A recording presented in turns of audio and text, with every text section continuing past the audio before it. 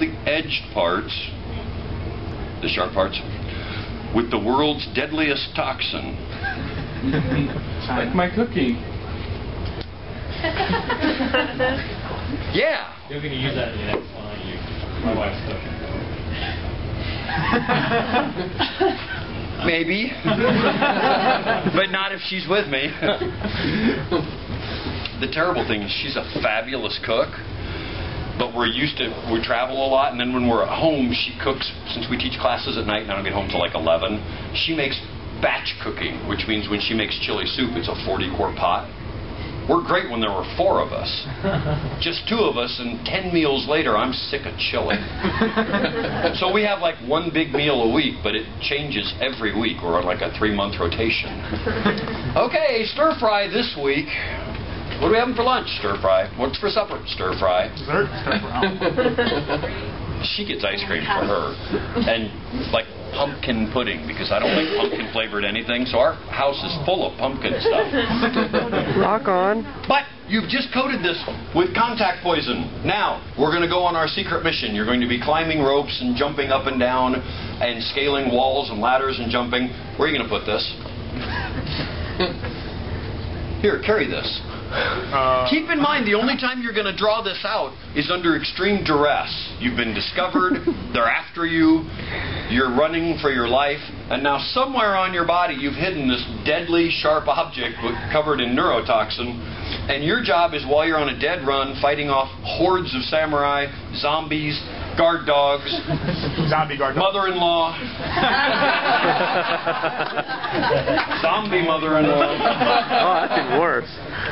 And you know how they all tie together? Notice I combined the zombie and the mother-in-law, and I left the dog reference out.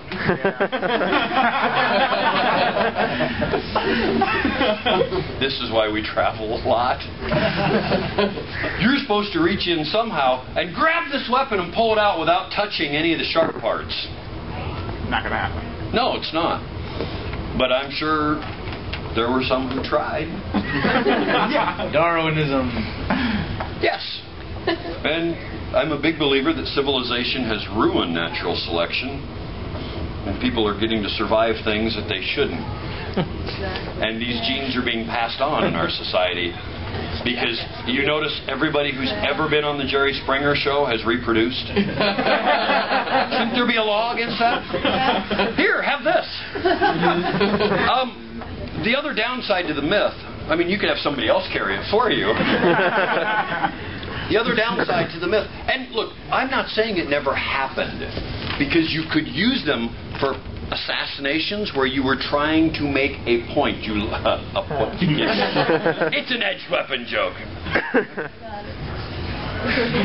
You're my favorite, though. Ever since she held the door for me. I can do. Hello. You pushed the button. This was personal service.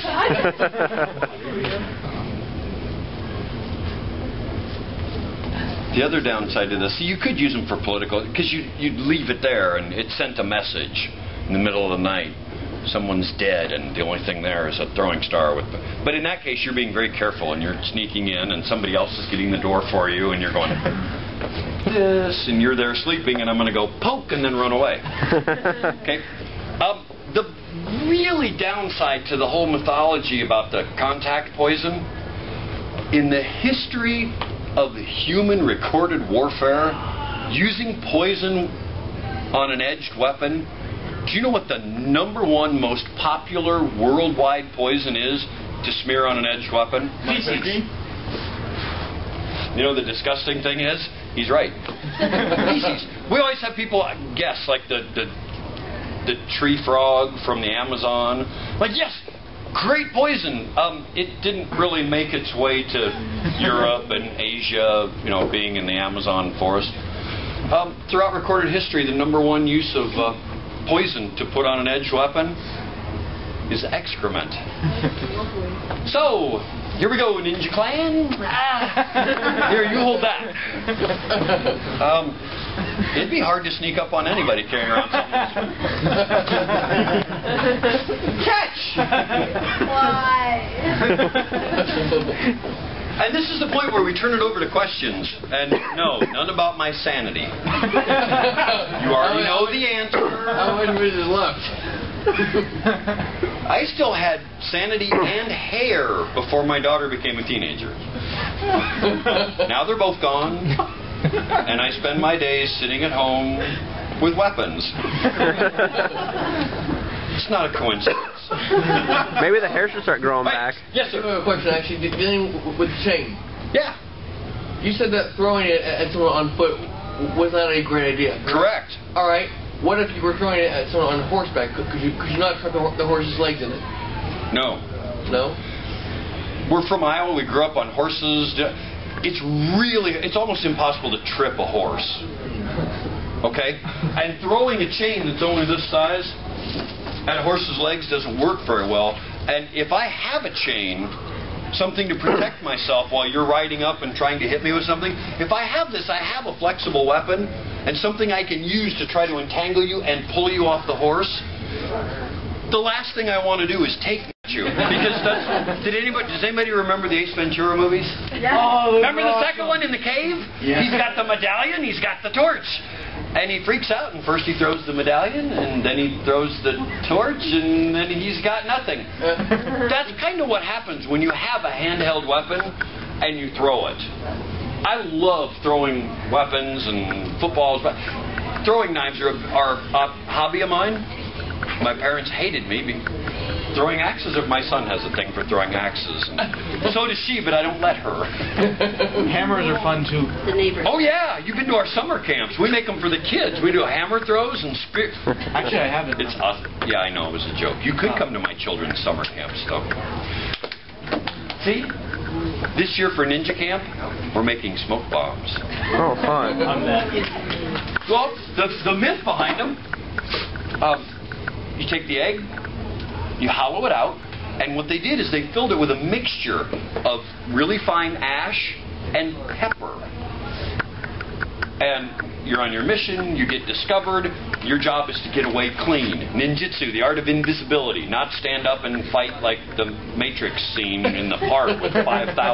Okay, so you take one of these out and you go, ha, ninja vanish! Oh wait, that was Ninja Turtles 2. You take that out and you go, poof!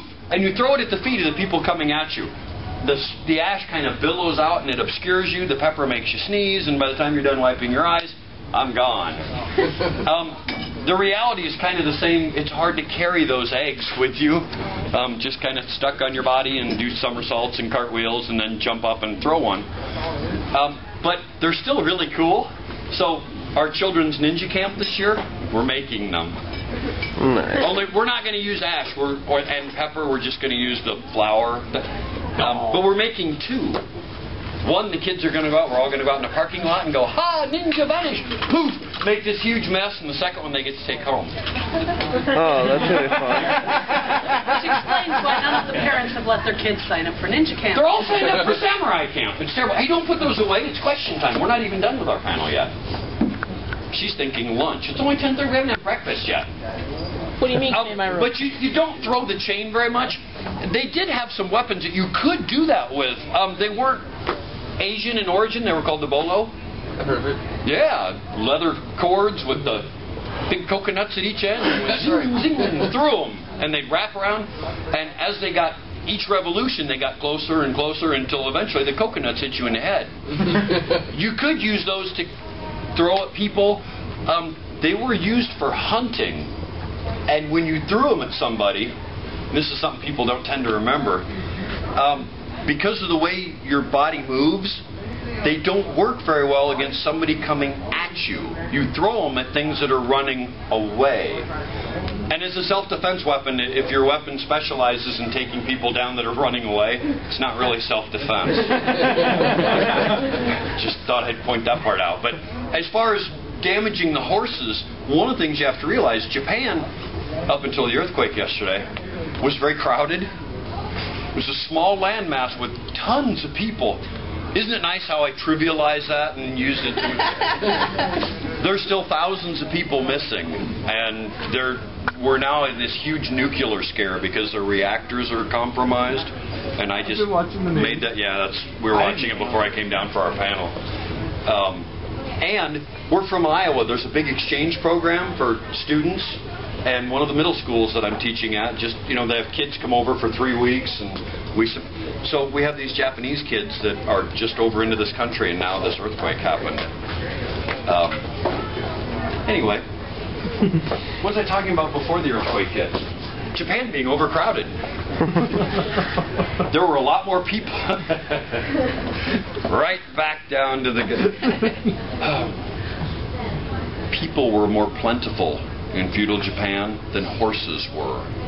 And by and large, for the samurai class, that people were worth less than the horses were because of how common they were and how many there were.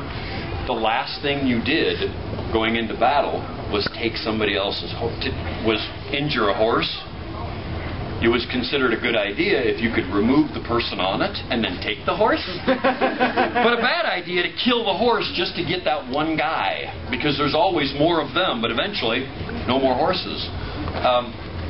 And it really wasn't that hard to take out the horses if that was your goal, because you have to realize too, big difference between European war horses and Japanese war horses. 16th century, the average European war horse was 16 hands. That's big horse. Now granted, that's just height, but the average Japanese war horse was 12 hands high. For those of you that don't know anything about horse sizes, we raise Akitas, the Japanese guard dogs, and I'm convinced our male Kuma is about that same size. The Japanese war horse is the sort that if I sat on it, both of my feet would still drag. And yes, it's embarrassing. They're a little bit bigger than Shetland, but they weren't big. But it gave you mobility and other things, so you didn't want to damage the horse, and you didn't want to take the legs out from under them. You wanted to pull the bad people off the horse and beat them to death, take their toys and their horse. You know, save a horse, right? Yeah, it doesn't work in St. Louis. I made that joke in it wasn't in Tokyo, it was in Tulsa. It was Tokyo in Tulsa, yeah.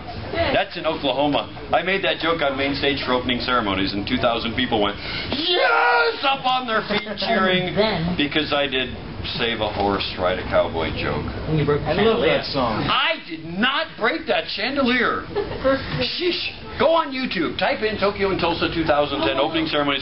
The guy in the black armor cutting the mat, opening ceremonies, making bad jokes, that was me. It was awesome. Everybody loved it. And when it got done, the piece of mat that was the pieces on the ground, one of the voice actors came running up, grabbed the piece of mat, and went, "You guys want this?" and chucked it into the audience. But he threw it up, and it hit the chandelier in the main auditorium. Sure. And I'm still getting blamed for that.